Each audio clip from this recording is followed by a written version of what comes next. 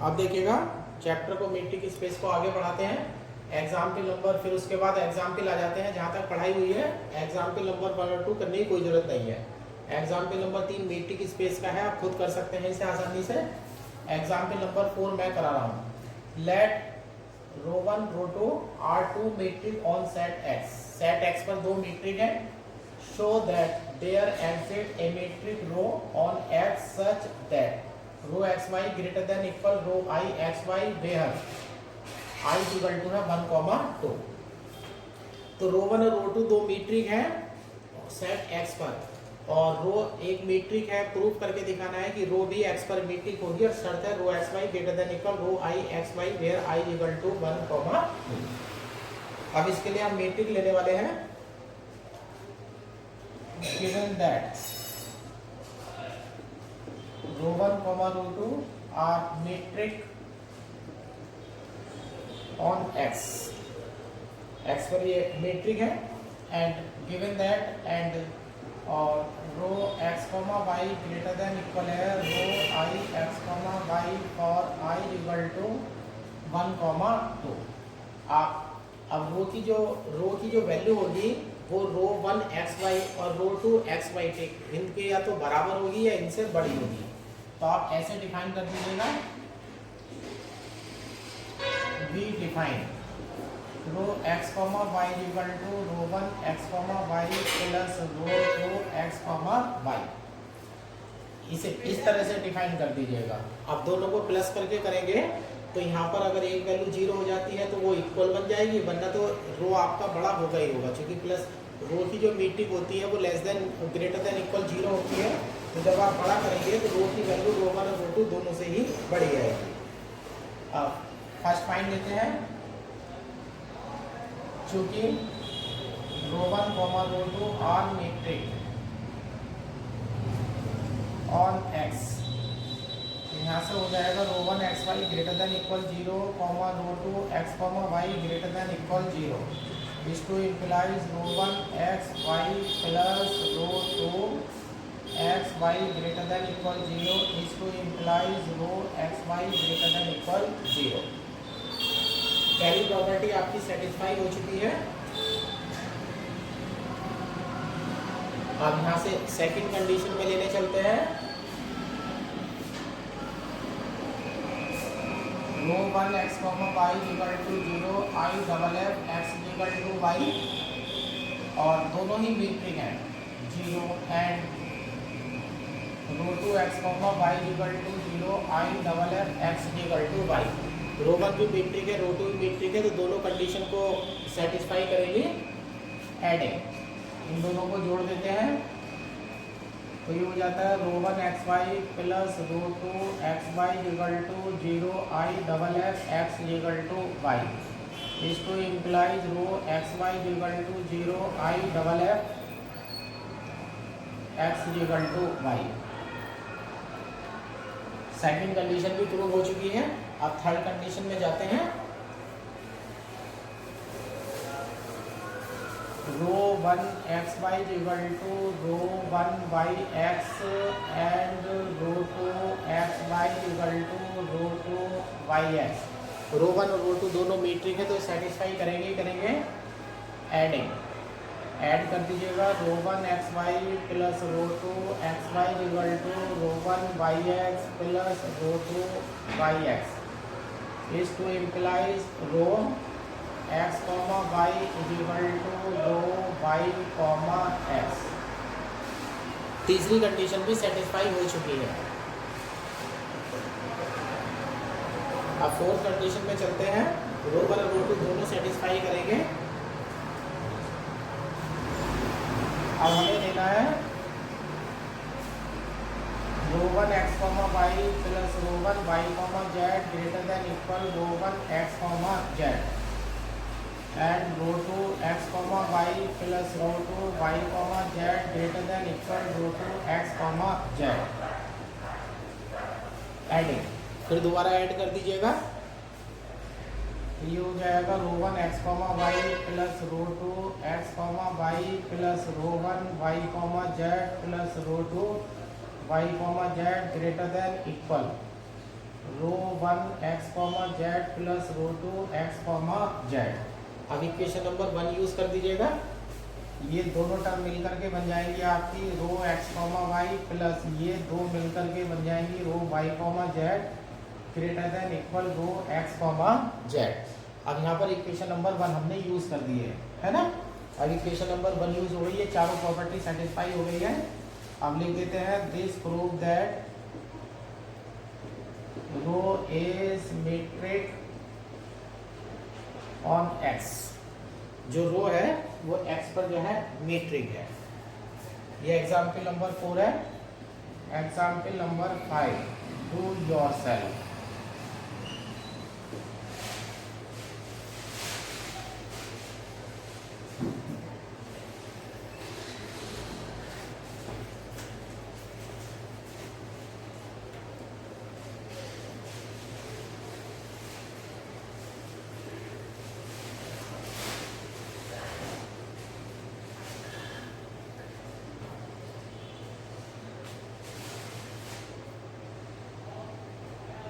अब यहाँ पर एग्जाम्पल नंबर 6 है।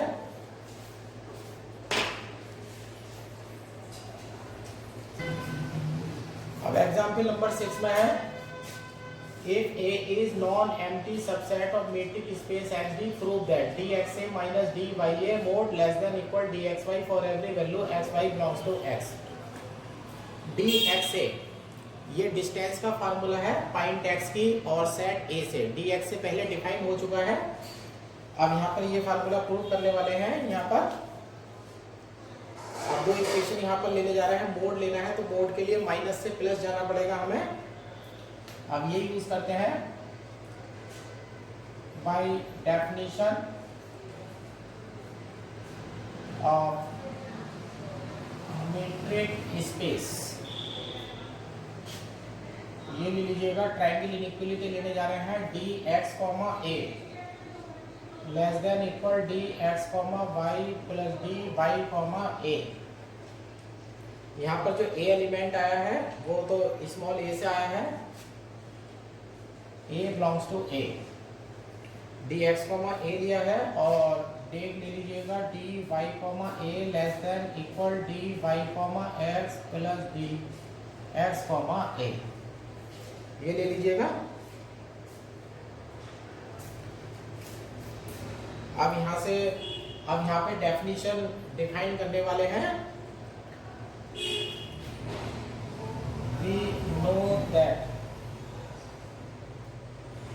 we know that dxa is equal to होता है infimum dx a such that a belongs to a।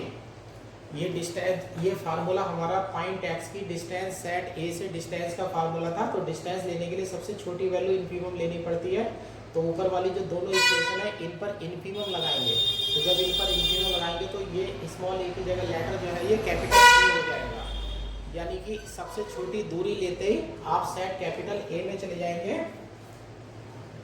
Taking infimum of above two equations for A belongs to A। यानी कि capital A से जितने भी element हो सकते हैं उनमें जाकर के सबसे छोटी दूरी ले आइएगा। तो अब यहाँ पर इधर वाली साइड से इधर वाली साइड आ जाएगी हमारी। तो ये हो जाएगा D x comma A less than equal D x comma Y plus D Y comma A. और ध्यान रखिएगा x कॉमा y पर कोई फर्क नहीं पड़ेगा, सेट के लिए आएगा। और ये ध्यान रखना है कि x y जो है वो कैपिटल X से आ रहे हैं। उसी तरह से यहाँ देखिएगा तो ये हो जाता है D Y comma A less than equal D Y comma X plus D x comma A. ये वैल्यू आ जाती है यहाँ से। अब यहाँ से इस वाली इक्वेशन में ले जाइएगा इज टू इम्प्लाइज, या इन्हें ऐसे लिख देते हैं। और डी एक्स कॉमा ए है। अब मैं माइनस बनाने की तैयारी करता हूँ। इस वाली वैल्यू को इधर लाइएगा D x comma A minus का D Y comma A less than equal D x comma Y. ये वाली वैल्यू तैयार करने जा रहा हूँ मैं D x comma A minus D Y comma A. अब इस वाली वैल्यू से देख लीजिएगा यहाँ पर, अब यहाँ पर dy, x है। अब दूसरी तरफ मुझे जो है वो माइनस बनाना है, इसे मैं इधर ले आता हूँ, dy, a minus dx, a less than equal dy, x less than equal dy, x बना चुका हूँ मैं यहाँ से। अब इन दोनों इक्वेशन को देखेगा, यहाँ पर dx में से y घट रहा है, लेकिन यहाँ dy में से dx घट रहा है, तो इसे माइनस से मल्टीप्लाई करेगा और इसे तो ऐसे ही रखिएगा, dx, a minus dy, a less than equal dx, y, यहाँ माइनस से मल्टीप्लाई कर देंगे तो ये हो जाएगा dx, a minus dy, a less than equal minus का dx, y, और ये भी डाल दीजिएगा क्योंकि dx, y equal to metric space की प्रॉपर्टी से dy, x होता है। मीट्रिक आपसे कहती है dx, y और dy, x की वैल्यू बराबर होती है। क्या इन दोनों की वैल्यू पूछेगा, और हाँ लेस देन इक्वल आ रहा है, तो जैसे ही माइनस से मल्टीप्लाई हो जाएगी तो ग्रेटर देन इक्वल हो जाएगा। अब इन दोनों इक्वेशन को कंबाइन कर दीजिएगा, ये बीच में फंस जाएगा। Is to implies minus dx, y less than equal dx, a minus dy, a less than equal dxy। अब ये वाली जो वैल्यू है माइनस से प्लस के बीच में फंस गई है, और यहाँ से मोड ले लीजिएगा, तो ये हो जाता है mode dx, a minus dy, a less than equal dx, y। और इस प्रकार से आपका रिजल्ट जो है वो प्रूव हो जाता है। इस प्रकार से आपका रिजल्ट जो है वो प्रूव हो जाता है। ये एक आसान क्वेश्चन था, ये आपका 2015 में आया था, 2015 का क्वेश्चन था ये।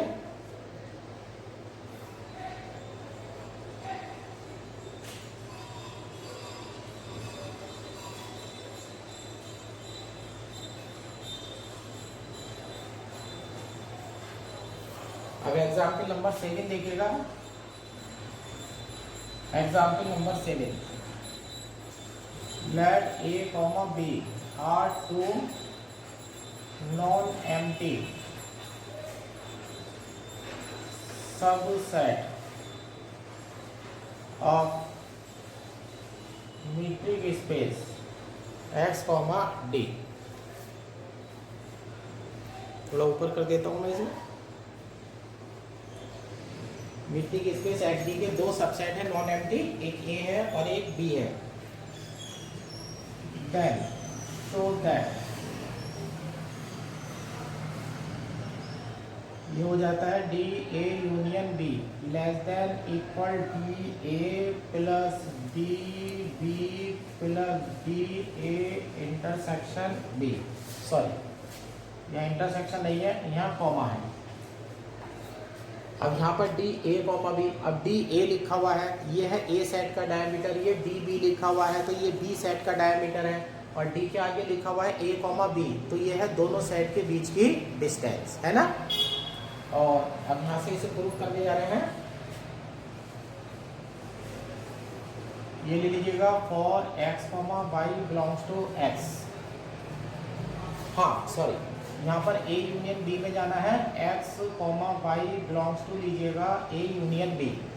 अब आपको बताइए जब यूनियन हटता है तो यहाँ पर जो है केस बन जाते हैं, यूनियन में वो एलिमेंट आते हैं जो पहले में पढ़ते हों या दूसरे में पढ़ते हों, है ना। अब यहाँ से अलग अलग पॉसिबिलिटी हो सकती है।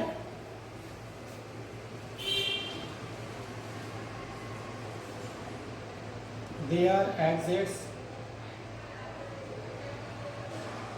4 डिफरेंट केसेस। अब एक्स कॉमा वाई जो है वो ए यूनियन बी से आ रहा है। अब क्या क्या पॉसिबिलिटी हो सकती है। First possibility X comma Y belongs to A. ऐसा हो सकता है कि एक्स और वाई जो है दोनों ए में पढ़ते हों, सही है। एक्स और वाई दोनों ए में पढ़ते हों तो दोनों बिंदुओं के बीच की दूरी डायमीटर से छोटी होगी, क्योंकि डायमीटर सबसे बड़ा होता है। तो is to implies d x comma y less than equal हो जाएगा डी ए,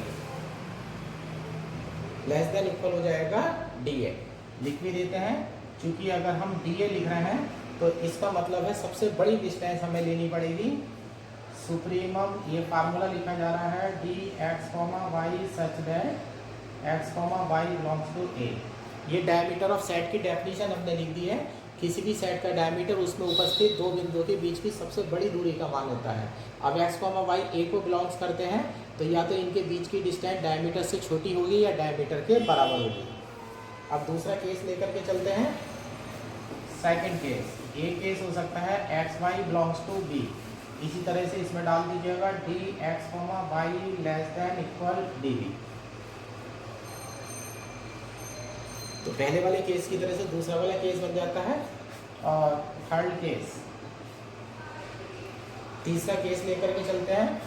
अब एक केस में लेकर चलते हैं x belongs to a and y belongs to b।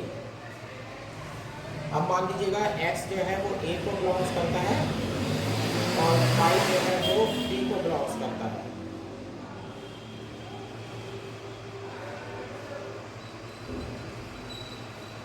अब थर्ड केस के लिए ऐसे ले लेते हैं, x a को बिलोंग्स कर रहा है, y b को बिलोंग्स करता है। तो मैं यहाँ पर डालता हूँ डी एक्स कॉमा वाई। अब मैं यहाँ पर ट्रायंगल इनइक्वलिटी लेने वाला हूँ d x comma y less than equal D x comma A plus d A comma y. और अब ए जो एलिमेंट डाल रहा हूँ मैं कैपिटल ए से डाल रहा हूँ। कैपिटल ए का एलिमेंट डाल दिया है। अब मैं बी का एलिमेंट डालने वाला हूँ यहाँ पर। अब बी को भी बीच में लाइएगा। अब इसे तोड़ देता हूँ मैं, डी ए कॉमा वाई को तोड़ देता हूँ मैं यहाँ से। तो ये हो जाता है D x comma y less than equal D x comma A plus d A comma B plus d d comma Y for B belongs to B. अब मैं बी सेट का एलिमेंट ले आया हूँ। अब यहाँ से देखेगा d x y less than equal हो चुका है D x A plus d A B plus d B y. अब इसे उल्टा कर दीजिएगा। फोर्थ केस, अब इन्हें पलट दीजिएगा। हो सकता है x बिलोंग्स टू b हो and y belongs to a हो। अब हो सकता है x b को बिलोंग्स करता हो और y जो है वो a को बिलोंग्स करता हो, है ना। तो इसमें a और b का रोल पलट दीजिएगा यहाँ पर। अब दोबारा मत करिएगा, या दो लाइन बढ़ाई देते हैं। अब लेते हैं d Y comma x less than equal D Y comma A plus D Y comma A d Y comma A plus d A comma x for A belongs to लिया जा रहा है। अब y एलिमेंट आया हुआ तो ये a का आ जाएगा। इसे भी तोड़ देता हूँ लेस देन इक्वल। अब यहाँ b में जा रहा हूँ तो ये हो जाता है D Y comma A plus d A comma B plus d B comma x for b belongs to b। अब चार पॉसिबिलिटी हो चुकी थी। चारों पॉसिबिलिटी के बारे में हमने बात कर दी है। अब लेफ्ट में देखेगा यहाँ भी डी एक्स वाई है, यहाँ भी डी एक्स वाई है, यहाँ भी यहाँ भी आपका डी एक्स वाई है, यहाँ भी आपका डी एक्स वाई है। चार केस में एक बार यहाँ भी डी एक्स वाई हो गया है, यहाँ भी डी एक्स वाई हो गया है। यहाँ देखिएगा डी ए से छोटा है, यहाँ देखिएगा डी बी से छोटा है और यहाँ देखिएगा डी एक्स वाई है, यहाँ भी डी एक्स वाई है। डी वाई एक्स कर लीजिएगा या डी एक्स वाई कर लीजिएगा। अब ये एलिमेंट जो है, ये एलिमेंट ये डायमीटर ए में चला जाएगा, ये बी में चला जाएगा। जहाँ ए और बी आए हैं तो ये चला जाएगा distance of A comma B. अब डिस्टेंस का फार्मूला लेके जा रहे हैं।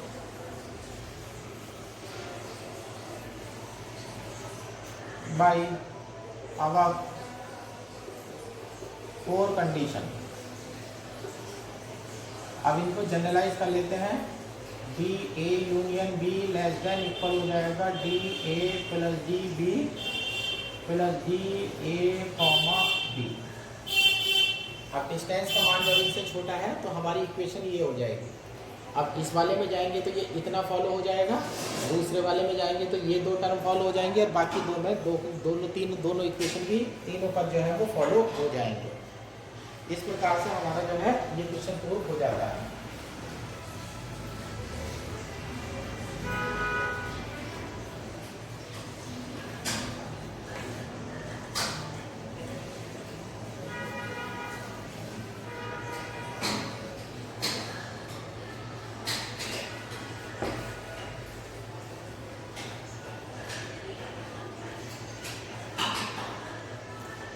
थोड़ा सा काम मिट्टी की स्पेस का और बचा है 13.21। अब है इंटीरियर ऑफ सेट। अब है सेट का इंटीरियर, यानी कि किसी भी सेट का अंदर वाला जो हिस्सा होता है वो क्या होता है। अब इंटीरियर और सेट के बारे में बात करने वाले हैं। ये है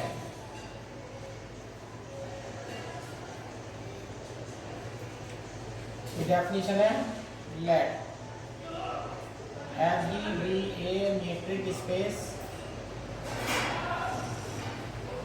and a subset of x, then a find p belongs to x। यहाँ ध्यान sorry, then a find p belongs to a, p belongs to a is called interior point, interior point of a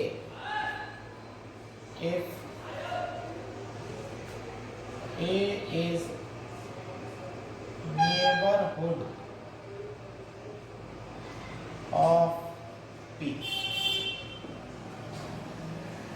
इस वाली line पर ध्यान दीजिएगा, a is neighborhood of p। तो अब metric space में a कोई सेट सबसेट लेते हैं x का और उसका कोई पॉइंट p लेते हैं, तो वो सेट का इंटीरियर पॉइंट कहलाएगा if a is neighbourhood of p, यानी कि वो सेट जो है उस पॉइंट का नेबरहुड होना चाहिए। ऐसे हो जाता है। नेबरहुड की डेफिनेशन में आपको बताइए, ओपन स्क्वायर सबसेट होता है, अब इसे ऐसे भी कह सकते हैं, और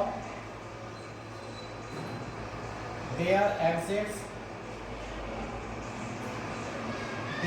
exits R belongs to R positive such that as P comma R subset of A। S p comma r अगर ए का सबसेट हो जाता है, यानी कि ओपन स्क्वायर ए का सबसेट हो जाता है, जबकि बिंदु पी को सेंटर माना गया है, तो इसका मतलब है बिंदु पी जो है वो ए के अंदर पड़ता है। और जितने भी इंटीरियर पॉइंट होते हैं सेट के, उनके नोटेशन दे देते हैं, the set of all interior points of A, the set of all interior points of A is called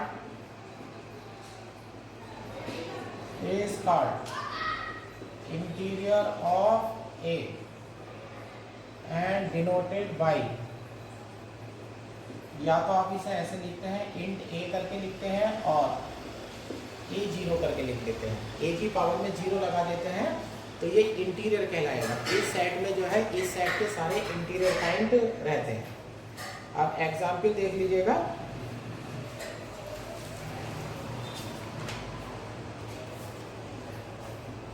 example on real line. अगर आप रियल लाइन पर हैं और अगर आपके पास सेट है ए क्लोज इंटरवल 1,2, तो A interior is equal to हो जाएगा ओपन इंटरवल 1,2। तो सेट ए में 1 से लेकर के 2 तक के पॉइंट रहते हैं और आप अंदर के पॉइंटों के बारे में बात कर रहे हैं, तो 1 और 2 छोड़ दीजिएगा, तो ओपन इंटरवल बन जाएगा। और पहले से अगर ओपन इंटरवल होगा तो वो ओपन इंटरवल ही बन जाएगा। एक मान लीजिएगा बी इक्वल टू है 2,3, तो is to imply B interior is equal to भी रहेगा 2,3, तो यानी कि क्लोज इंटरवल होगा तो ओपन इंटरवल बन जाएगा, लेकिन पहले से ही ओपन इंटरवल होगा तो इंटीरियर भी ओपन इंटरवल ऐसा का ऐसा ही रहेगा। अब यहाँ पर 13.23 है, theorem 1, in A metric space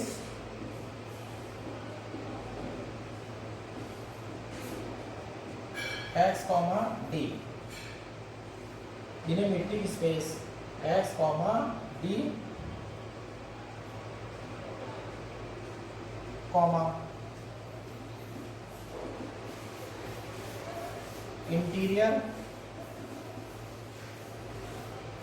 interior of set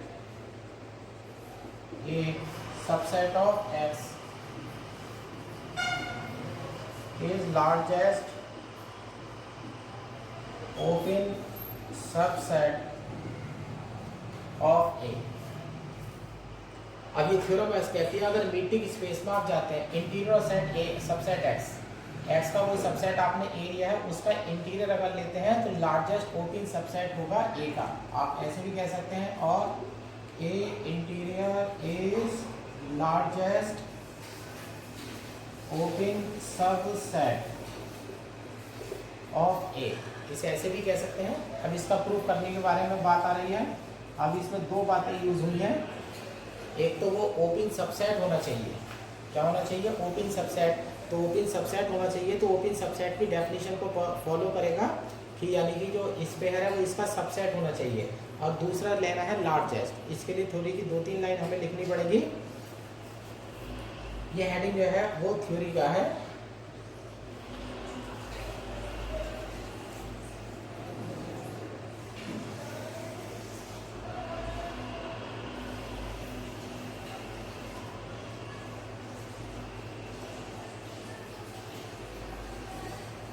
अब इंटीरियर पॉइंट की डेफिनेशन लेने वाले हैं, ये डेफिनेशन का यूज करने वाले हैं। अब ये लेते हैं, let X be interior point of A interior, या सॉरी गलत हो गया है, ऐसे लिखते हैं, let X belongs to A interior. A interior का कोई पॉइंट लेने जा रहे हैं, ए इंटीरियर में इंटीरियर पॉइंट रहते हैं ए के, is to implies x is interior point of A. अब डेफिनेशन ले लेते हैं, is to implies there exists R belongs to R positive such that S x r subset of A. X x r जो है वो ए का subset होगा। अब इस प्रकार से जो है, अब हमें पता है कि अब पहले की थ्योरम हमें बता चुकी है कि ईच ओपन स्पेयर जो है वो ओपन सबसेट होता है। अब इसके बारे में बात कर रहे हैं, ये तो हमारा ओपन है। We know that each open sphere is an open set। हमें पता है कि हर ओपन स्पेयर जो है वो एक ओपन सेट होता है। तो अब यहाँ इसमें जाकर के ओपन सेट की डेफिनेशन लगाने जा रहे हैं। सो each point of as x r is the center of an open sphere which is contained in S x r and so in A। सो इन ए। अब इस लाइन को ध्यान से देख लीजिएगा। अब ये क्या है? ओपन स्पेयर है। ओपन स्पेयर एक ओपन सबसेट है, या मैं चलो ऐसे समझा देता हूँ। ये मेरे पास एक्स है, ये मेरे पास सेट ए है। अब यहाँ पर एक्स बिलोंग्स टू इंटीरियर लिया था मैंने, एक्स इंटीरियर पॉइंट ए का है। मान लीजिएगा ए इंटीरियर पॉइंट है, ए इंटीरियर पॉइंट है, इसके अंदर से एक पॉइंट लेकर के आया मैं एक्स। अब एक्स को मैंने सेंटर लेकर के स्फीयर बनाया, तो ये हो गया एस एक्स आर। अब हमें डेफिनेशन के अकॉर्डिंग पता है कि ये ओपन स्फीयर है। हमें डेफिनेशन पीछे वाली थ्योरम के अकॉर्डिंग पता है कि कोई भी ओपन स्फीयर अगर होता है तो वो ओपन सेट होता है। तो यानी कि इसके इतने ढेर सारे बिंदु हैं, तो इन ढेर सारे बिंदुओं में से किसी भी बिंदु को सेंटर मानेंगे तो एक ना एक स्फीयर ऐसा जरूर होगा जो एस एक्स आर के अंदर होगा। और x XR के अंदर होगा तो वो A के अंदर होगा, और A के अंदर होगा तो इसका मतलब जो है वो A इंटीरियर का सबसेट हो जाएगा। तो इसीलिए हमने लिखा है is the centre of an open sphere which is contained in S XR and so in A। अब इस डायग्राम की हेल्प से इसे समझ सकते हैं। So each point of S XR is interior point of A is to implies S X comma R subset of A interior। अब A interior का ये सबसेट हो चुका है, जबकि X A इंटीरियर जैसा आया था। और हमें डेफिनेशन के अकॉर्डिंग पता है कि जिसका सबसेट ओपन स्क्वायर हो जाता है वो ओपन सेट हो जाता है। अब एक काम तो यहाँ से हो जाता है, A interior is an open set. अब ए इंटीरियर ओपन सेट है, यहाँ से ये आधी बात जो है हमारी प्रूव हो चुकी है।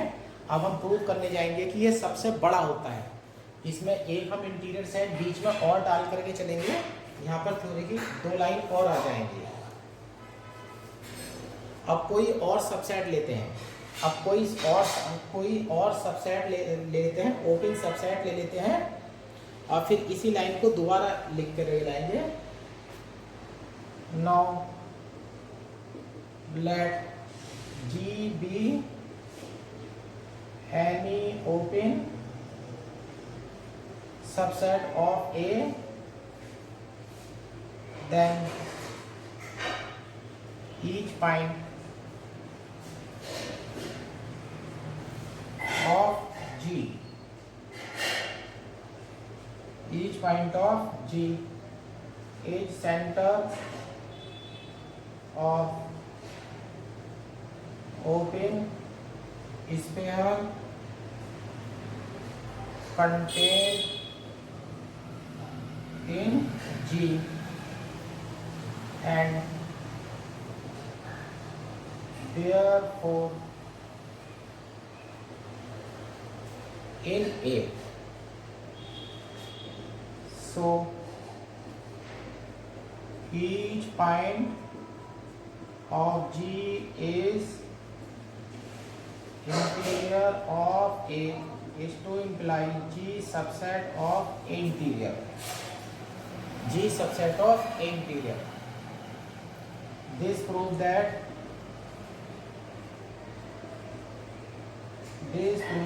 A interior is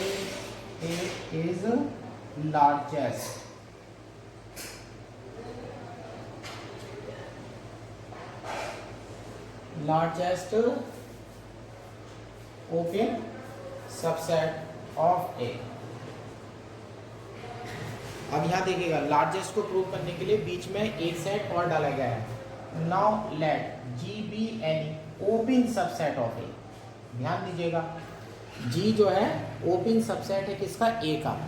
अब G ओपन सबसेट है तो G के किसी भी बिंदु को सेंटर मान करके कोई ना कोई रेडियस आपको ऐसी जरूर मिल जाएगी कि वो पूरा ओपन स्फीयर G के अंदर होगा, और G A के अंदर है। चूंकि ये इसका सबसेट है तो इस कारण से वो A के अंदर हो जाएगा, तो यानी कि वो A का इंटीरियर पॉइंट हो जाएगा। डेफिनेशन को ध्यान से देख लीजिएगा। Now let G be any open subset of A, then each point of G is center of open sphere contained in G and therefore in A। So each point of G is interior point of A। यानी कि G का कोई भी point अगर आप लेने जाएंगे तो वो A का इंटीरियर पॉइंट होगा, तो यानी कि कह सकते हैं कि G सबसेट होगा A इंटीरियर का। तो कोई भी सबसेट अगर लेकर के चलते हैं तो वो A इंटीरियर के अंदर आ जाएगा, तो यानी कि A इंटीरियर जो है सबसे लार्जेस्ट ओपन सबसेट होता है।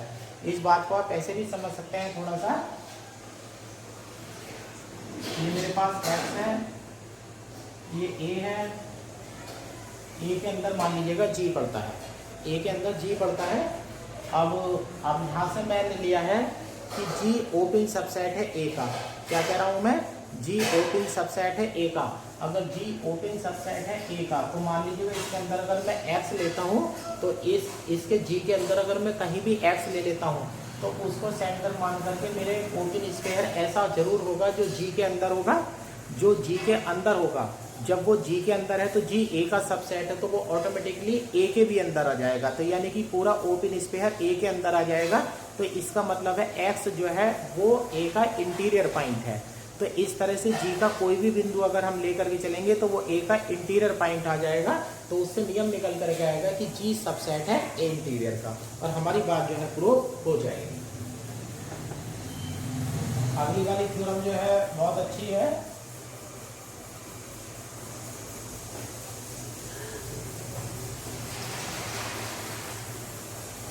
लेकिन नेक्स्ट थ्योरम से पहले ये कुछ नोट पॉइंट ले लीजिएगा, या नोट पॉइंट छोड़ देते हैं, या नोट पॉइंट भी डाल देते हैं। नोट पॉइंट पहला, अगर फाइव का इंटीरियर लेना हो तो फाइव हो जाएगा, एक्स का इंटीरियर लेना हो तो एक्स हो जाएगा। और थर्ड, अगर ए इंटीरियर इज इक्वल टू ए के हो रहा है तो ये तभी होगा इफ ए इज ओपन, यानी कि ओपन सबसेट अगर होता है तो ए इंटीरियर और सेट दोनों बात एक ही होती है यहाँ पर। अब ये थ्योरम नंबर सेकंड है, ये एग्जाम में कई बार आ चुकी है, सबसे आसान भी है। A comma B are two subset of metric space x comma d, then first point a subset of b is to implies a interior subset of b interior. Second point a union b का interior is equal to ये superset of interior union B interior, ऐसे लिख दीजिएगा या ऐसे लिख दीजिएगा, A interior union B interior subset of A union B का इंटीरियर। थर्ड पार्ट, और A intersection B interior is equal to A interior intersection B interior. अब देखिएगा फर्स्ट पॉइंट है, फर्स्ट पॉइंट में ए बी का subset है, तो आपको प्रूव करके दिखाना है कि ए इंटीरियर सबसेट होगा बी इंटीरियर का। तो लेफ्ट का मैं एलिमेंट लेकर के चलता हूँ और प्रूव करके दिखाऊंगा कि वो राइट में चला जाएगा। ऐसे ले लेते हैं, फर्स्ट पॉइंट में और x belongs to A interior, ये इंटीरियर पॉइंट हो जाएगा। Is to implies x is interior point of A, x जो है इंटीरियर पॉइंट का ए का इंटीरियर पॉइंट हो जाएगा। Is to implies there exists R belongs to R positive such that F comma R subset of A. यहाँ पर definition लगा दी है। अब ये रूल अप्लाई करिएगा, ए सबसेट बी का है, गिवन ए सबसेट है बी, इसको इम्प्लाइज, तो ये बी में चला जाएगा। S R S subset of B इसको implies x is interior, X is interior point of B. अब बी का इंटीरियर पॉइंट हो गया, इसको implies X belongs to B interior. अब देखिएगा एक्स कहाँ से शुरू हुआ था, एक्स ए इंटीरियर से आया था, और यहाँ देखिएगा x belongs to B interior है। देन ए इंटीरियर के सारे एलिमेंट बी इंटीरियर में पढ़ते हैं, then A interior subset of B interior. तो कितनी आसानी से थ्योरम हो जाती है। ये तीनों पार्ट सबसे अच्छे और सबसे आसान है। अब सेकंड पार्ट में देखिएगा,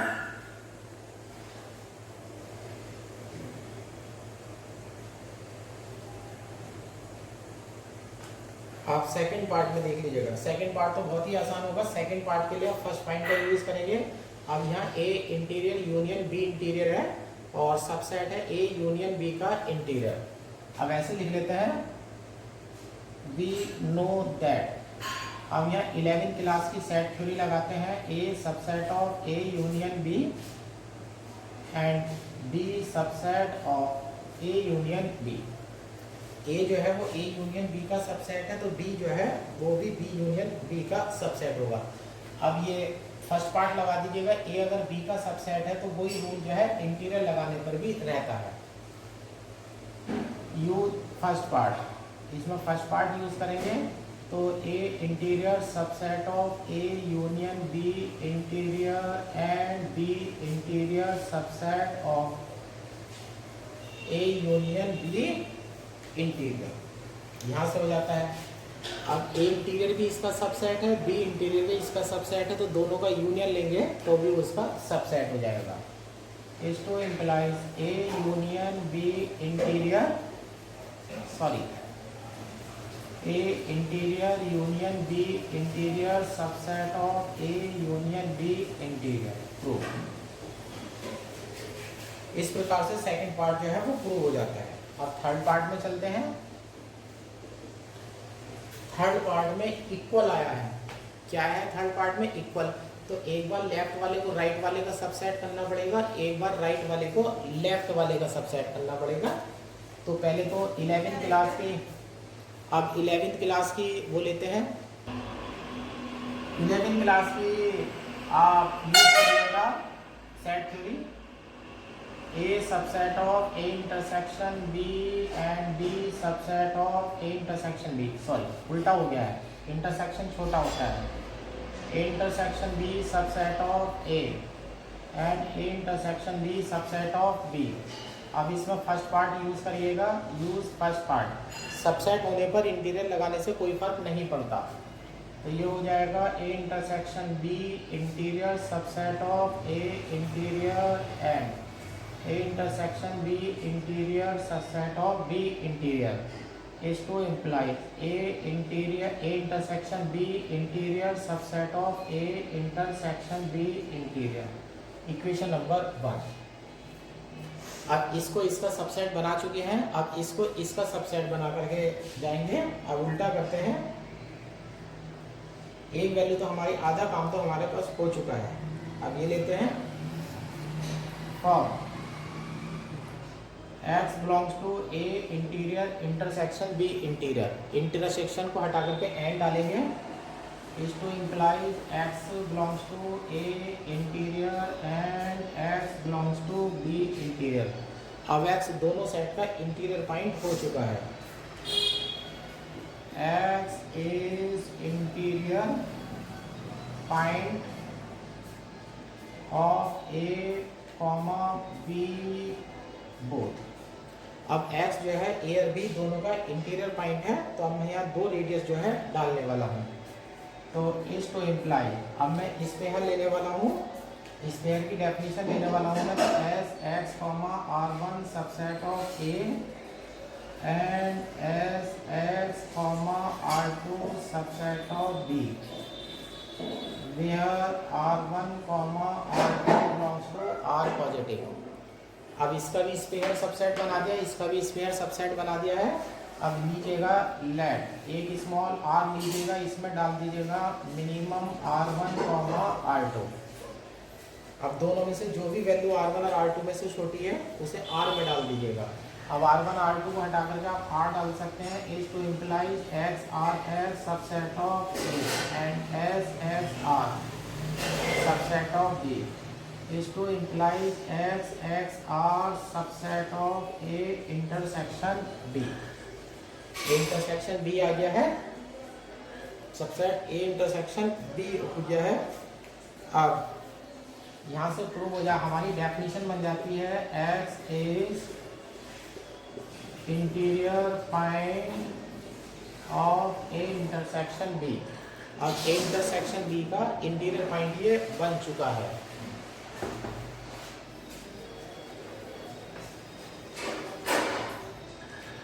इंटीरियर पॉइंट बन चुका है, तो यहाँ से हो जाता है is to implies x belongs to A intersection B interior.